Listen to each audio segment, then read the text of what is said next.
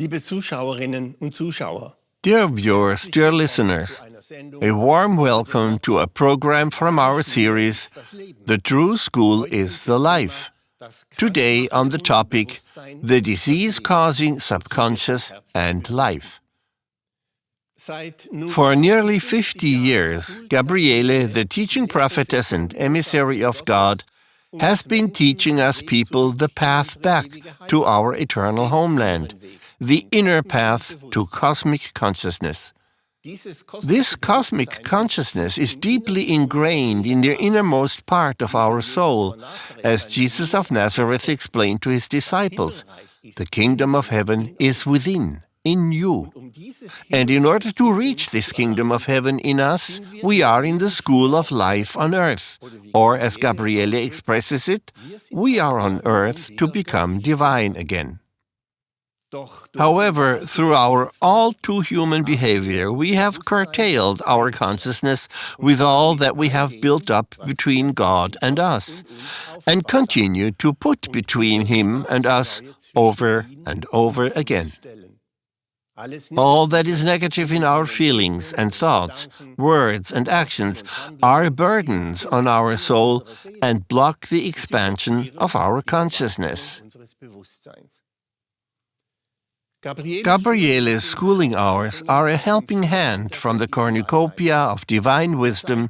They show us how we can reduce these burdens by recognizing and clearing them up, in order to again draw closer and closer to God and open the kingdom of heaven in us.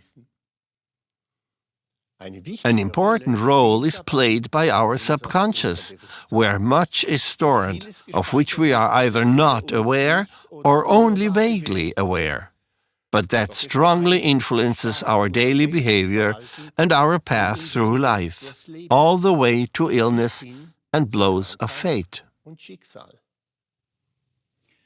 Dear viewers, dear listeners, perhaps today you thought something like, "Today was a good day," or "Today I got irritated," and thereby you saw yourself experiencing something beautiful, or you saw in front of you the person about whom you got angry and saw yourself talking to him.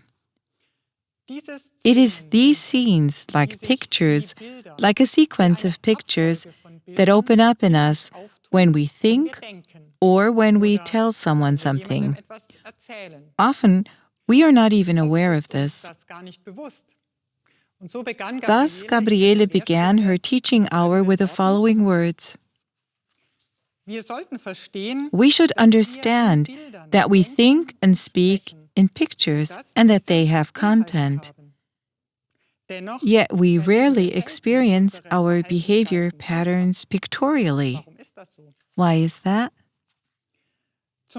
For one thing, our thoughts run far too fast. And for another, we usually speak too quickly and uncontrollably. Therefore, it is also not possible for us to scrutinize our thoughts and conversations so as to grasp what they may trigger. Because of this, we usually do not know what we are storing. One speaks of the conscious mind, of the subconscious, and has perhaps also heard of the superconsciousness, that is, spirit consciousness.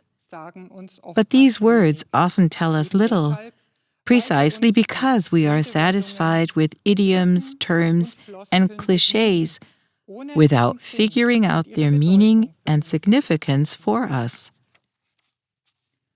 Let us bring to mind that thoughts and words, like terms, are forms, capsules, as it were, shells. In these lies the essential, their content, which is expressed in pictures.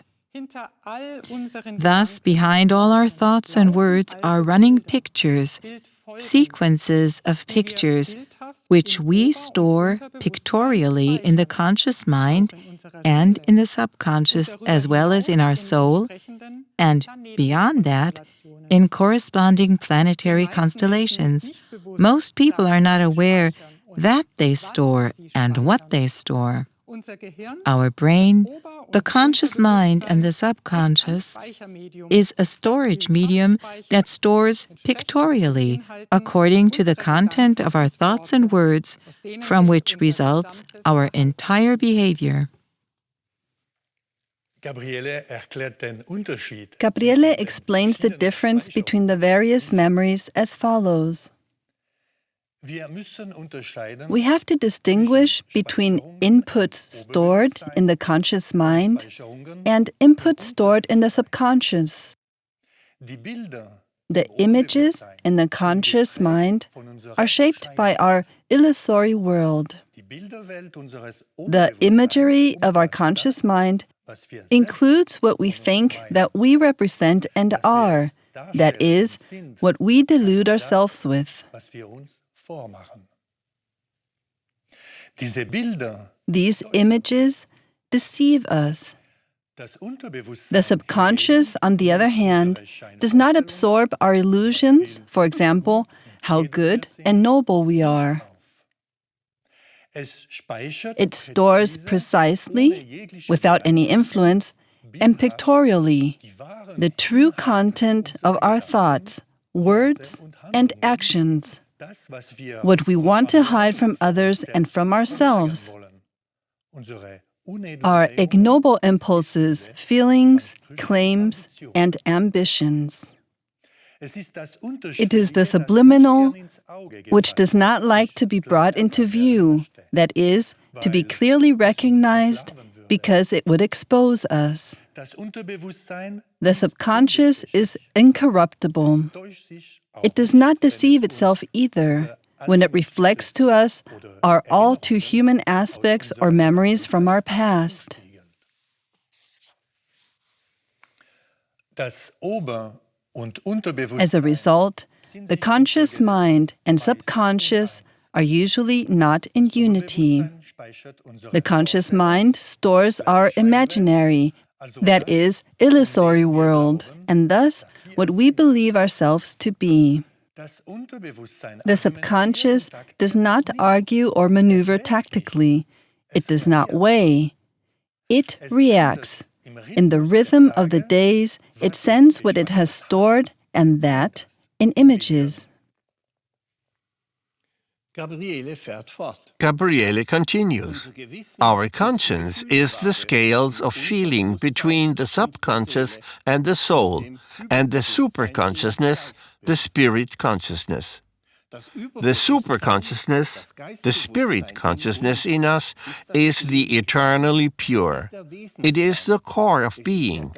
It is the Spirit of God in us, which places the principles of the law of the universe into the weighing pan, into our scales of feeling. If we have not learned to question and analyze what our conscious mind often leads us to believe, then we suppress our conscience. It becomes lazy and dull.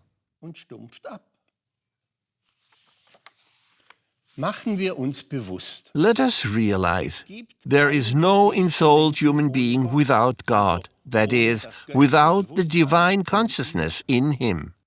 If God, the spirit consciousness in the person, also called the superconsciousness, cannot place any admonishing and helping impulses on the scales of the conscience, that is, the scales of feelings, because we do not question and analyze our thoughts, words, and behavior patterns, that is, we do not figure out what we have entered into the subconscious in order to correct it in time, then we block the scales of feelings, that is, the scales of conscience, and work exclusively with our conscious mind. This, however, continually gives us wrong information, thoughts, words, and behavioral patterns which we are convinced are correct. We believe that this is true. Nevertheless, it is only an illusory reality that we have created ourselves, which also includes all knowledge that is merely learned or that we have read. Let's listen to Gabriele's further explanations.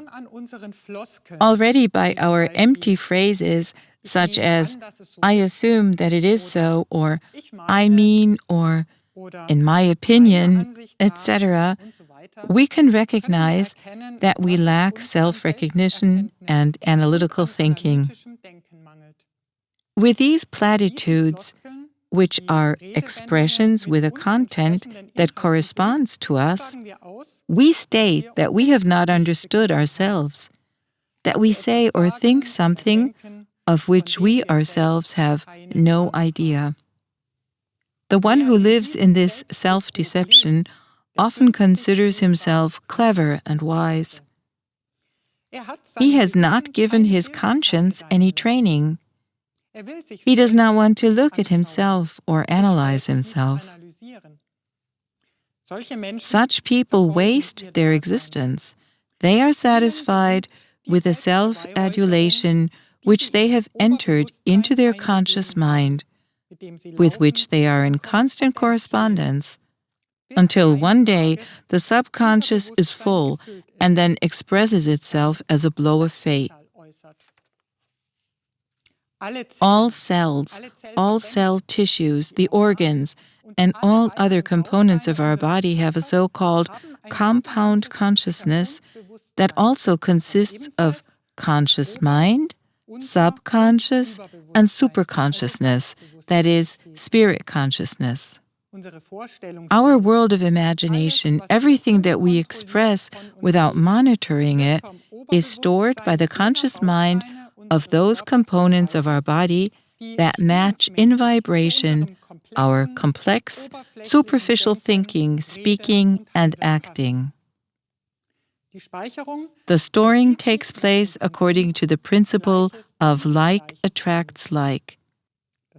On the other hand, the subconscious stores the content of our patterns of thought and behavior in the corresponding components of our body.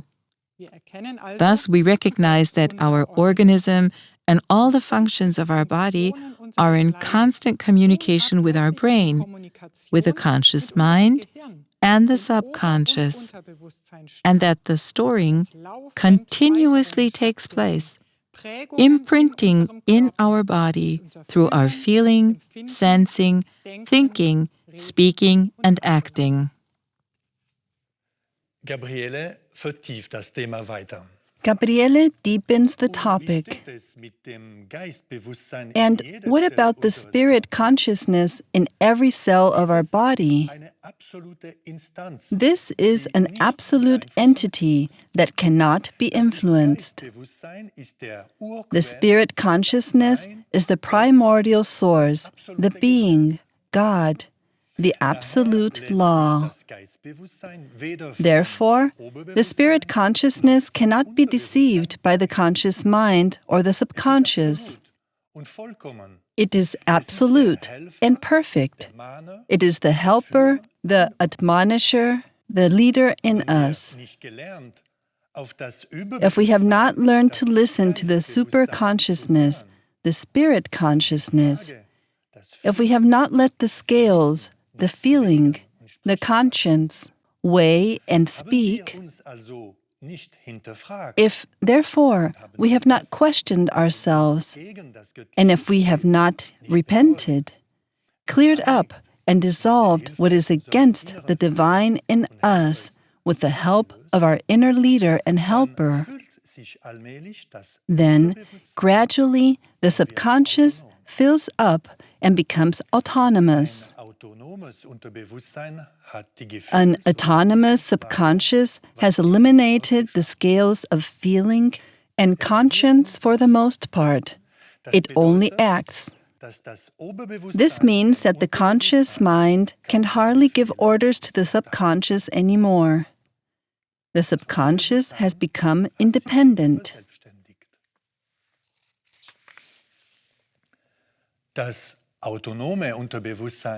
The autonomous subconscious has no thoughts, has no training of conscience, it carries out. According to our negative energetic inputs, it has an effect on our body, on those organs and components with which it is most intensely in correspondence. Negative energies have corresponding negative effects. Thus, the negative inputs of a person, such as envy, arrogance, wanting to be and to have, but also self-regret, resignation, fatalism, and fears, transform down the vibration of certain organs in his body, which are thus weakened and disturbed in their function. Consequently, these organs can then no longer fulfill their tasks as intended, which can lead to disease. From the effects of the negative energies that we have created in previous incarnations and in this incarnation by way of our negative behavior, other areas of our earthly life can also be affected, depending on what inputs become active. Worries, blows of fate, suffering, dissensions of all kinds can appear. Even if there may be triggers of various kinds in the individual, the cause is always ourselves. Gabriele explains how our thoughts can have an effect on health and body. Instead of questioning the initial signs, the first disturbances, which our body, for example, transmits to us, to repent of the faulty attitudes recognized, to clear them up with the help of the inner helper and advisor, and no longer do them, instead of affirming the positive in the symptoms, thereby mobilizing the self-healing forces, we affirm the disturbances and the illness beginning in our body. We also often brood over worries and problems in our thoughts until they become breeding grounds for illness or disease. With our brooding thoughts, we attract the corresponding germs.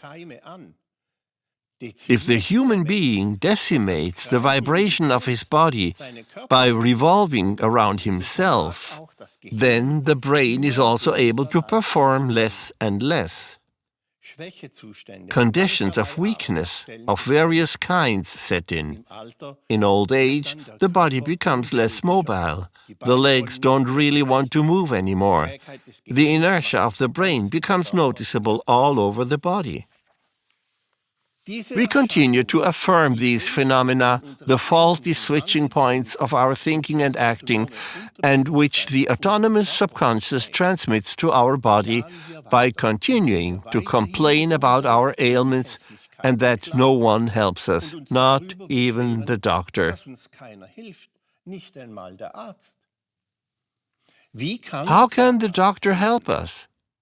Can he make us healthy if we constantly reinforce and amplify what is flowing from our autonomous subconscious by moaning, complaining, and thus bring our whole body into a vibration that causes further indispositions, difficulties, and illnesses?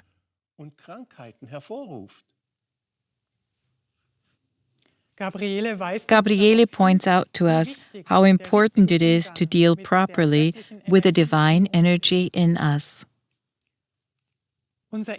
Our life on earth is invaluable.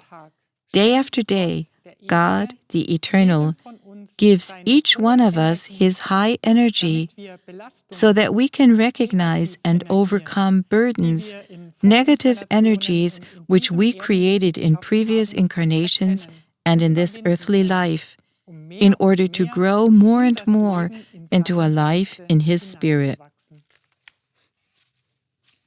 But if we use the spiritual energy given to us by letting it flow into the negative, the self-centered, This is an abuse of this divine gift, which does not lead us to salvation. In this way, we often treat ourselves and the gift of our life on earth too negligently by repeatedly affirming illness, suffering, problems, blows of fate, and the like. We revolve around our ego, wasting a lot of divine energy and reducing our brain activity. It is then not surprising that we complain of headaches and forgetfulness or nervousness and insecurity. Apart from memory loss, possibly caused by brain damage, each one of us has a brain activity, a memory capacity of unimaginable power. Of course, the brain must be trained for the positive. We often hear, "I am forgetful," or "I can't remember any numbers," or "I can't remember what you say, I have to note it down," or "I'm too tired to think about it." Forgetfulness sets in through indifference. We take in what others tell us thoughtlessly and without interest. If we get to the bottom of this indifference, we inevitably come up against our egocentricity. We have in mind our own seeming well-being, our interests, our benefit. We don't care how our fellow people feel. This is the inertia and coldness of heart that makes humankind sick. Gabriele continues. Often we say, "I affirm health in me." This affirmation is right and good. But we must ask ourselves, what have we input in our subconscious for years, decades? Does it accept our affirmation, or does it autonomously send the opposite?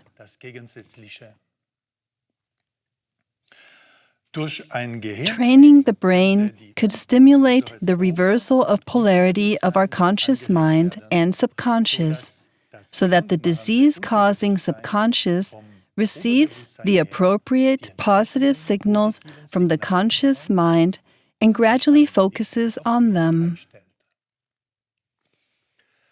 With training the brain, Gabriele does not mean a technique that automatically leads to health.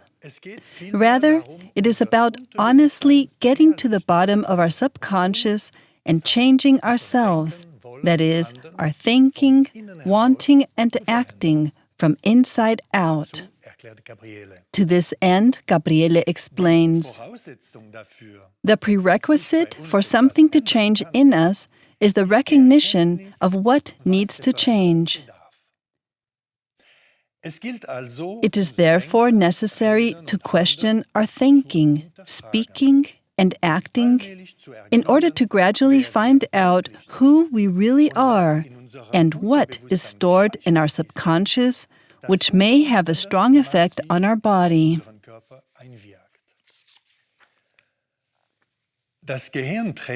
Training the brain is decisively determined by the direction of our thoughts.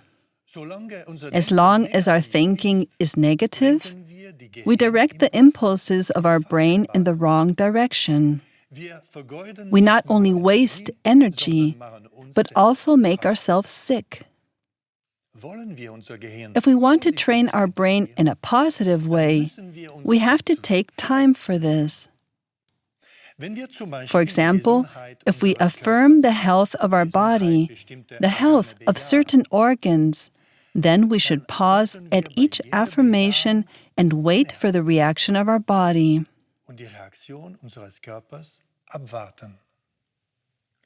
If we practice this first step, we very soon notice a movement in our solar plexus, a kind of grumbling.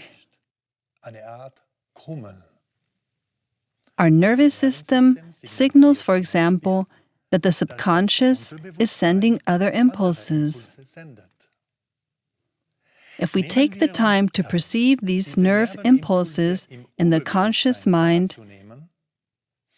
we may experience pictures from the subconscious, contents of our behavior pattern that we were not aware of before, but which are decisive, for example, for heart problems, stomach problems, and the like. We should allow these pictures to take effect in us so that we can look more closely at them. The pictures have an effect on our disposition.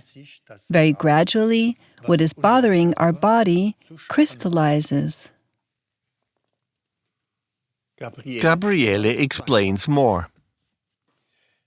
If with the help of the inner helper and advisor we repent of the faulty attitudes, which are faulty switching points in the body, clear them up, and no longer think and do the same and similar things, then we develop the sensitivity that turns to within.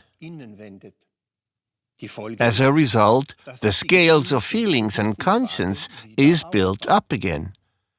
Then the Spirit of God is able to place His help, His healing, but also His admonishing impulses into these scales because we let Him and are willing to accept and use His power.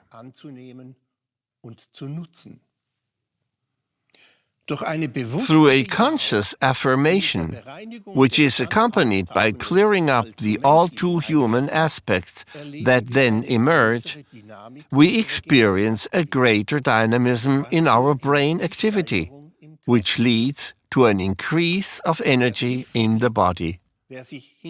Those who look deeper, who question themselves, do not let themselves be deceived by their subconscious.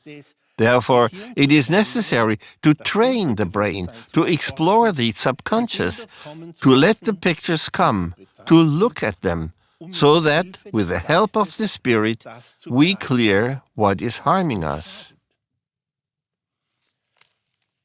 Well, dear viewers, dear listeners, during this teaching hour, from which we were able to read excerpts today, Gabriele conveys to us important insights into the significance of conscious thinking, speaking, and acting.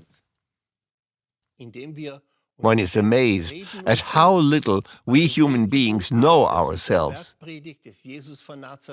With this schooling, we now have an excellent tool in hand to get to know ourselves. For today, we take our leave of you, and we wish you and all of us many good insights and experiences, and look forward to welcoming you to a next program of The True School is Life. Goodbye, and a warm greetings in God. Und ein herzliches Gott zum Gruß.